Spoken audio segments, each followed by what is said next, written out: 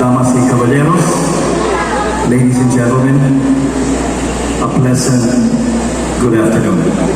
Before anything, allow me to express my heartfelt congratulations to the hospital chief, Dr. Richard Sison. Palakpakan po natin siya. And of course, all the doctors, nurses, and employees of the Margosatubig Regional Hospital. Palakpakan natin silang lahat. You know, I am in awe. As soon as I stepped down the car and I went to this venue, I was in awe. I said, the hospital really prepared the 100-year celebration of Margosatubig Regional Hospital. From the people who are all dressed up, all in barong, formal attires, and the dancers who danced earlier, the singers. I was saying, could this be Margosatubig? Or could it be that I am somewhere else? With the lights and the sounds, I can only tell you that I really am in awe. This celebration is awesome, and we should congratulate the people behind it.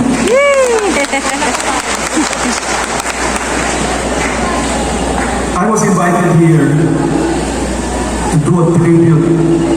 Well, I was just thinking while I was on the way from Zamboanga City whether or not the tribute is supposed to be for the hospital or for my grandfather. Because they told me that I am supposed to speak a bit about my grandfather. When I was a kid, when I was in the elementary, I asked my father, who is your father? Because I never got to meet my grandfather. And my father said, my dad is a doctor. And one day, when I was in high school, my father brought me to Margosatubig for the first time. And he said, look at that road. That road says, Dr. C. Elago. He is my father, and that road leads to the hospital. So I got so curious and I wanted to find out who exactly is Dr. Elago, my grandfather.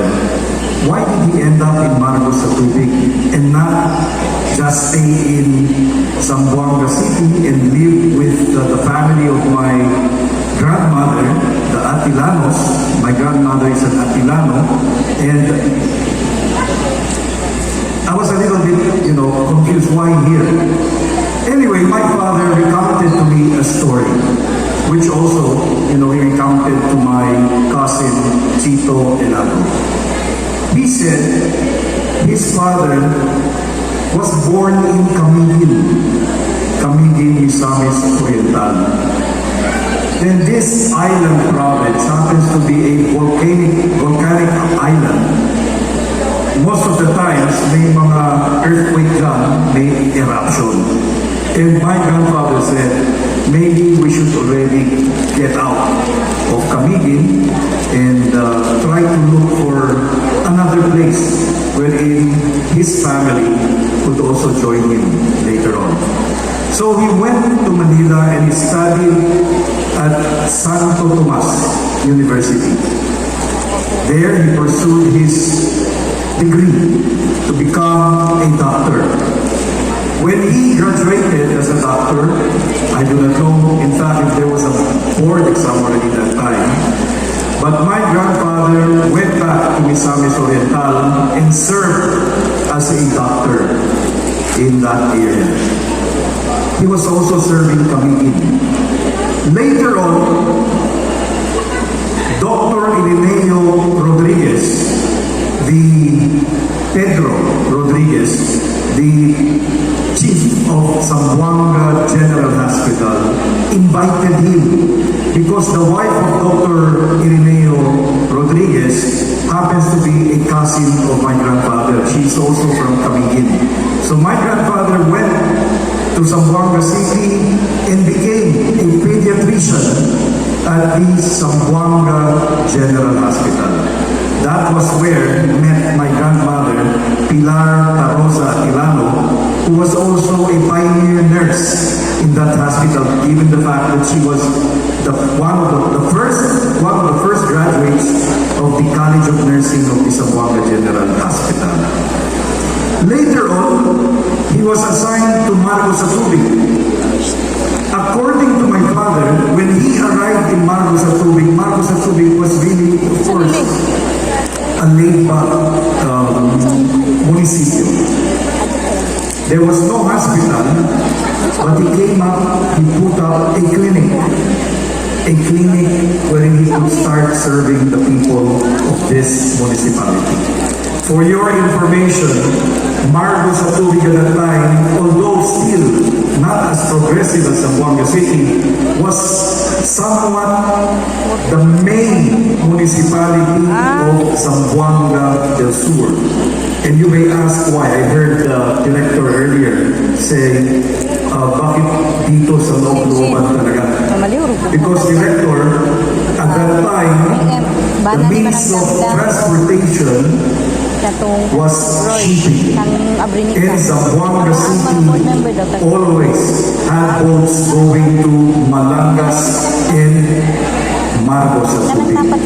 So there was really this strong connection between Margos and Zamboanga City. So when my grandfather started working here, he decided that it is not just enough for the hospital, which was a clinic at that time, to operate that way. So he wanted a hospital, but he did not have budget. From what I understand, our grandfather applied for homestead, 24 hectares property from the government, where you are now situated. It was during his time that the then Senator, if I'm mistaken, Quirino, happens to be his good friend. So it was actually Quirino who really helped him acquire the homestead. Later on, he said, the property is there, but we need a hospital. We need a structure. Because I saw photos of this hospital, of this area before, puro lang mga nipa huts. And that was the clinic already of my grandfather. So he, with the homestead, decided to solicit from his relatives and friends and built the original Margosatubig Hospital. That was 100 years ago. And today, as I join you here, I cannot help but feel very proud as a grandson. I am very proud to be here today to see how beautiful, how progressive this hospital has become. From a nipa hut to a wooden hospital, your hospital is now one of the best hospitals in the region. So congratulations to each and every one of you. Going back to my grandfather, the Margosatubig people loved him because he never charged anything from people that he served. He did it purely voluntarily. But when the Japanese came to Margosatubig, the Japanese, captured him. Kasi naman si Lolo, pag sa araw, he was curing the wounded Japanese soldiers. But in the evening, he was in the mountains curing the guerrillas. Kaya he was scheduled for execution. And one of the guerrillas, the leader, was his brother, Elago, who later on became mayor of Margosatubig. You know what happened? Because they were going to execute him, they made him parade. They took off his clothes. They made him walk naked in the streets of Margosatubig.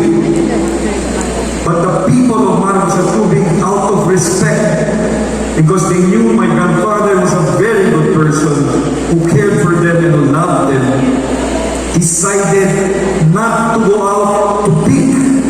They closed their windows to show Dr. Elago that they respected him. So they did not want to see him naked.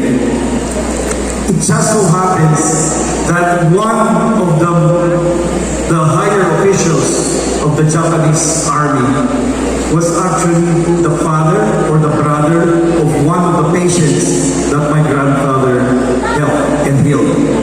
And because of that, he got my grandfather and decided to stay the execution, not to execute him. But eventually, my grandfather died here in Margosatubig. He died of malaria. At the time, malaria did not have the medicines needed to cure any patient. So he died, and a couple of years later, his body was exhumed and he was brought back to Zamboanga City. So today, while I stand here before you, I would like to tell you, on behalf of the family of Dr.